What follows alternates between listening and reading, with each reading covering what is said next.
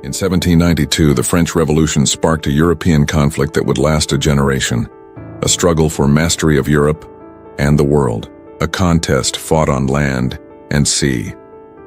In this war of shifting alliances, the most enduring rivalry was between France and Britain. Britain could not challenge France on land, but at sea, it was a different matter. Britain's Royal Navy was as dominant on the waves as Napoleon was to prove on land. And in an age when Britain had many skilled naval commanders, one stood out above the rest: Horatio Nelson. Bold, inspiring, and brilliant. For the British, he'd become a national hero and legend. These are the stories of his greatest battles. 1805. The short peace between Britain and France has collapsed, and the two rivals are at war once more. Britain, Russia, and Austria have formed a new alliance, known as the Third Coalition. Napoleon renews the French alliance with Spain. The newly crowned Emperor of the French is determined to finally defeat Britain, the nation that bankrolls the alliances against him, decimates French overseas trade, and blockades her ports. He has assembled a large invasion force on the Channel coast. His battle-hardened troops will make short work of the British if he can control the Channel long enough to land them safely. The British Navy outclasses the French in number of ships and skill, but it cannot be everywhere at once. So Napoleon will use one of his favorite military principles, concentration of force, to secure temporary dominance at the decisive point. French and Spanish squadrons scattered in numerous ports will be brought together to form a giant, combined fleet to take on the British. The Emperor gives command of the first phase of this mission to Admiral Pierre Villeneuve. Villeneuve had joined the Navy as a 14-year-old trainee officer and seen service in the American War of Independence. A supporter of the French Revolution, he was one of the few aristocratic officers to remain in naval service and was promoted to Rear Admiral. In 1798, he commanded the 80-gun Guillaume Tell at the Battle of the Nile. His was one of the few ships to escape that disaster. He was later captured when Malta fell to the British, but was released when peace was declared. In 1804, the commander of the French Mediterranean fleet dies of a heart attack, and Villeneuve replaces him with the rank of vice admiral. In temperament, Villeneuve could not be more unlike Nelson. In 1805, he writes to the Minister of the Navy, "You will be so good as to recall that I have not asked for command of this squadron. What is more, I have always sought a practical and useful career, as opposed to one filled with..." On 30th of March 1805, following the Emperor's orders, Admiral Villeneuve sails from Toulon with 11 ships of the line. Villeneuve slips past Nelson's blockading force and joins up with 6 Spanish ships and a further French ship off Cadiz. Now with 18 ships, Villeneuve sets off on a 5-week crossing of the Atlantic. On arrival in the French West Indies, he links up with another 2 French ships under Rear Admiral Magon. The British, meanwhile, are in disarray. When Nelson lost track of Villeneuve, he guessed the French were heading back to Egypt and raced off in pursuit. He reaches Alexandria before he realizes his mistake. So he doubles back and sets course for the West Indies, a full month behind Villeneuve. Nelson makes the crossing in just 4 weeks, but misses Villeneuve by a matter of days, who sails back to Europe on 8th of June, but then a lucky break for the British. Nelson sends a fast-sailing ship to carry his reports back to England, and by sheer good chance, it spots Villeneuve's fleet in the Atlantic. Their course is not back to the Med, as Nelson had assumed, but more northerly towards the Channel. Vice Admiral Calder, with 15 ships of the line, is put on high alert, and on 22nd July he intercepts Villeneuve off Cape Finisterre. In confused fighting and heavy fog, the British capture 2 Spanish ships, but Calder fails to prevent Villeneuve reaching the Spanish port of Ferrol. The French admiral then makes a fateful decision. His orders are clear: proceed to Brest and then on to the Channel. But reports of ships to the north persuade him that he is about to be attacked by Britain's powerful Channel fleet. His ships, battered by Atlantic gales and battle, cannot fight again without repairs. So he retreats to Cadiz. Here, he is soon blockaded by a growing number of British ships. Napoleon is furious when he receives this news. Villeneuve does not possess the strength of character to command a frigate, he tells the naval minister. It is nearly autumn, and a cross-channel invasion is now impossible. Villeneuve has failed him. and Napoleon must look for other ways to defeat the British. In late August, Napoleon's troops break camp at Boulogne and march off to face the Austrians and Russians on the Danube. In the meantime, he sends orders to Admiral Villeneuve to sail into the Mediterranean, where he is to support French operations in Italy. But his Franco-Spanish combined fleet is not in good shape. It is short of supplies and men, and blockaded by a powerful British force now commanded by Admiral Nelson. Villeneuve decides to stay put. But when Napoleon informs him that he is being replaced as commander, the French admiral is finally stung into action. On 18th of October 1805, he orders the Franco-Spanish fleet to put to sea. Admiral Villeneuve's combined fleet consists of 33 ships of the line, 18 French and 15 Spanish.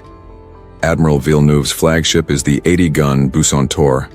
The Spanish contingent is led by Admiral Gravina, aboard Príncipe de Asturias, of 112 guns. Nelson had been waiting for the enemy with 34 ships of the line but has just had to send 6 to Gibraltar for resupply and refit. Vice Admiral Calder, aboard HMS Prince of Wales, is sent home to face a court-martial for his lackluster performance at Cape Finisterre. So Nelson's now slightly outnumbered 27 ships against 33. Though he has 3 powerful first rates, his own flagship Victory Britannia and Vice Admiral Collingwood's Royal Sovereign. Both fleets are accompanied by several frigates for scouting and relaying messages. On paper, the Royal Navy is heavily outgunned, but the British know they can rely on superior seamanship and faster gunnery to even the odds. After 8 weeks in Cadiz, Villeneuve is finally back at sea. But he's given his own captains little warning of their sudden departure and has set sail in unfavorable light winds. As they crawl south along the Spanish coast, they are spotted by British frigates. They relay news of the enemy's departure to Nelson and the British fleet, patrolling 40 miles offshore. Nelson immediately sets course to intercept. On the morning of 21st October, Villeneuve's fleet is about 10 miles northwest of Cape Trafalgar, bound for the Straits of Gibraltar. When the British fleet is spotted closing in from the northwest, Villeneuve faces a dilemma. He considers running for the Mediterranean or facing the British in battle. But ultimately, he orders the fleet to reverse course and sail back to Cadiz. This abrupt change in course, combined with light winds and many inexperienced crews, causes the combined fleet's formation to become extremely ragged. It now forms a rough crescent, stretching over 5 miles of sea. Psychologically and tactically, Villeneuve's fleet is already on the back foot. The contrast with the British fleet could not be starker. Nelson's crews are eager for battle, and he has devised a bold plan to ensure a decisive action. By 11 a.m., the British fleet is formed up for battle and closing with Villeneuve as fast as the light breeze will allow. Nelson had decided on a basic plan of attack weeks earlier. The orthodox tactic at this time would be to line up his fleet alongside the enemy and trade broadsides with them. But Nelson believes these methods too often lead to an indecisive outcome. Instead, he has decided on the bold but not unprecedented tactic of attacking in 2 columns. These will pierce the enemy line and split their fleet into sections, to be overwhelmed and defeated in close action before the enemy's vanguard can double back to help. Nelson's bold strategy highlights his willingness to take risks to ensure a decisive victory at sea. The major drawback is that during the approach, the lead British ships of each column will come under heavy fire while being completely unable to fight back. Naturally, Nelson decides he himself will lead one column aboard HMS Victory. The other will be led by Vice Admiral Collingwood aboard HMS Royal Sovereign. As the British ships begin their approach, Nelson asks that a signal be sent to the fleet. England confides that every man will do his duty. For ease of signaling, it becomes, England expects that every man will do his duty. Light winds mean the 2 British columns creep forward at around 3 knots, not much more than walking speed. The lead British ships will be under fire for a tense 45 minutes before they reach the enemy line. The gunfire starts at noon, with the French 74-gun Fougueux firing ranging shots towards Royal Sovereign. Gradually, gunfire from the combined fleet builds to a steady thunder. The French and Spanish gun crews lack practice, and their ships are side on to the wind, increasing the roll. So most of their shots miss their mark. A new signal flies up Victory's mizzen mast. Engage the enemy more closely. It will remain there until later shot away. As the range closes, the French and Spanish gunners begin to land more and more shots on target. The sails of HMS Victory and Royal Sovereign are peppered by round shot. Spars are knocked down. Victory's ship's wheel is hit and destroyed. Casualties steadily mount. Twice, British ships try to overtake Victory to protect Nelson, but he orders them back into position. Nelson intends to break the enemy line at Villeneuve's flagship, the Bucentaure. Targeting the enemy commander is part of his ruthless approach, but the enemy's ragged formation and a lack of identifying pennants mean he has to guess which is Villeneuve's flagship. Fortunately, he guesses right, and around 12:30, HMS Victory is poised to break the line just astern of Bucentaure, but it's Collingwood's fast-sailing Royal Sovereign, to the south, that will break the line first. The British have held their fire during their long approach. They've been under attack for half an hour with no way to fight back. That's about to change. Every British gun is double-shotted, loaded with 2 rounds. Now, as HMS Royal Sovereign passes the Spanish first-rate Santa Ana, she fires a massive, raking broadside into her stern. Several minutes later, HMS Victory passes astern of Bucentaure. She delivers a devastating broadside that cripples Villeneuve's flagship and kills or injures almost half its crew. Despite these 2 powerful blows, the lead British ships are, for the moment, hugely outnumbered and in real danger. Collingwood's Royal Sovereign is under fire from all directions. The second ship of his column, HMS Belleisle, has been completely demasted. HMS Mars is also taking punishing fire. HMS Victory has got tangled up with Redoutable, which has a strong complement of French Marines. In intense close-quarters fighting, the isolated British vanguard must hang on until the rest of their ships can join the action. After 20 precarious minutes, British ships are arriving one by one to join the battle. They pile into the disordered enemy formation, unleashing double-shotted broadsides to devastating effect. Victory now receives much-needed support from Temeraire. As successive British ships enter the fray, a mass brawl develops. It's exactly what Nelson wants. The enemy unable to escape and pummeled at close range.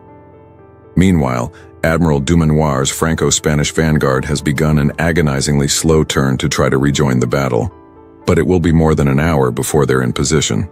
HMS Africa, a 64-gun third-rate, had earlier become separated from the British fleet. Her captain, Henry Digby, now deliberately misinterprets Nelson's order to withdraw to safety. Instead, he charges straight into the battle from the north. HMS Africa sails alone past the entire enemy vanguard, trading broadsides all the way. Then she joins the attack on the giant Santissima Trinidad of 136 guns. Victory and Redoutable are now locked in a brutal close-quarters slugging match. British guns smash the French hull to splinters, while Redoutable's crew assemble on deck to board Victory. At this crucial moment, HMS Temeraire appears on Redoutable's starboard side. Temeraire blasts her deck with grape shot. The French boarding party is mown down. All 3 ships become locked together and drift into another French ship, Fougeot. Some French and Spanish ships, like Admiral Magon's Algeciras, have used their time in port to train their crews for boarding and close-quarter combat. It makes them dangerous foes in close action. But time and again, just as a French or Spanish ship forms a boarding party, a British ship emerges through the smoke to sweep their deck with grape shot. Superior British gunnery is slowly grinding down the enemy. One by one, the first French and Spanish ships haul down their colors as a sign of their surrender. At the height of the battle, a French sniper perched high on Redoutable's mizzenmast spots the British commander on the quarterdeck of HMS Victory. Nelson is easily distinguished by his bright decorations, which against advice he has refused to remove. Now he is struck by a single musket ball which plunges into his shoulder and down through his spine. They finally succeeded. I am dead. He is carried below for medical treatment, where he has brought frequent reports on the progress of the battle. It is now 3 hours since battle was joined. To the south, the French 74 Achille, under fire from multiple ships, has caught fire, while to the north, Dumanoir's vanguard is finally in position to join the battle. But only Intrepid makes a determined attack. The other ships fire a few ineffective long-range shots, then veer away, rather than engage the British in close action. One captured Spanish crew, witnessing this conduct, is so enraged that they offer to open fire on their supposed allies. But the French ships soon slip out of range. They can see that Villeneuve's fleet is beaten. More than a dozen French and Spanish ships have now surrendered. Those that can are escaping. The news reaches Nelson, who hovers between life and death on the orlop deck of HMS Victory. Take care of my dear Lady Hamilton. Kiss me, Hardy. A few moments pass, Thank God, I have done my duty. and dies soon after. Around 6 p.m. at the southern edge of the battle, the fires aboard Achille reach her grand magazine. The ship is obliterated in an enormous explosion that kills half her crew instantly. This spectacular bloody event proves the final act of a battle that has claimed 5,000 lives, and it is now clear that it has been a total and decisive British victory. Of the 33 French and Spanish ships under Villeneuve's command, 17 have been captured and 1 destroyed. And though several British ships are badly damaged, none have been lost. The casualties are similarly one-sided. Admiral Villeneuve is among several thousand prisoners taken by the British. He is allowed to return to France, but 6 months later he is dead. By suicide or murder remains unclear. The Spanish commander Admiral Gravina escapes the battle, but dies of his wounds 6 months later. While for the British, victory is tainted by the loss of their own brilliant talismanic commander. As he lay dying, Nelson's last order to the fleet had been to drop anchor, fearing bad weather. He was not wrong. A ferocious Atlantic storm soon develops, battering the victorious fleet and its many prizes. The gales howl for days, causing chaos and scattering battle-damaged ships across miles of ocean. The French and Spanish take advantage, trying to retake some of their captured ships. French frigates recapture the Spanish first-rate Santa Ana. 4 captured crews rise up against their British captors and retake their own ships, but 3 of these are driven ashore and wrecked. Despite immense efforts, the British save only 4 of their 17 captured prizes. The rest are burned or lost to the storm, which probably claims more French and Spanish lives than the battle itself. For the French, there seems no end to the bad news. 2 weeks later, Admiral Dumanoir and his 4 French ships, which had escaped the battle, are intercepted by Captain Strachan's squadron off Cape Ortegal. All 4 French ships are captured. For the British, it caps a remarkable fortnight of naval triumphs. Admiral Nelson's body is returned to England aboard HMS Victory, preserved in a cask of brandy, lashed to the main mast. He becomes the first non-royal to receive a state funeral in Britain since the Duke of Marlborough, 83 years earlier. For 3 days, his body lies in state in the Painted Hall of Greenwich Hospital, where it is visited by thousands. Then he is moved by river to St. Paul's Cathedral, where the funeral procession includes 32 admirals, 189 carriages, and thousands of troops. Nelson's coffin made of timbers from the French warship L'Orient is placed in a sarcophagus in the cathedral crypt. News of Trafalgar takes 4 weeks to reach Napoleon near Vienna. He is en route to his own great victory over the Russians and Austrians at Austerlitz. But of the 2 famous battles of 1805, Trafalgar will have far greater consequences. The Battle of Trafalgar is one of the most crushing victories in naval history. It did not save Britain from invasion. That danger had already passed. But the sheer scale of victory ensured British supremacy at sea was unchallenged for the remaining 10 years of the Napoleonic Wars. Napoleon had to look for other means to defeat the British, a path that would lead him into grave errors and pave the way for his own eventual defeat. For Britain, the naval dominance secured at Trafalgar would underpin her imperial power throughout the 19th century, an age she dominated as the world's leading global empire. The Royal Navy would not face a serious challenge at sea until the Battle of Jutland, more than a century later. The Battle of Trafalgar is one of the most crushing victories in naval history. It did not save Britain from invasion. That danger had already passed. But the sheer scale of victory ensured British supremacy at sea was unchallenged for the remaining 10 years of the Napoleonic Wars.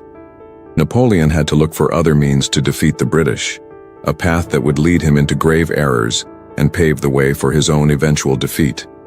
For Britain, the naval dominance secured at Trafalgar would underpin her imperial power throughout the 19th century, an age she dominated as the world's leading global empire.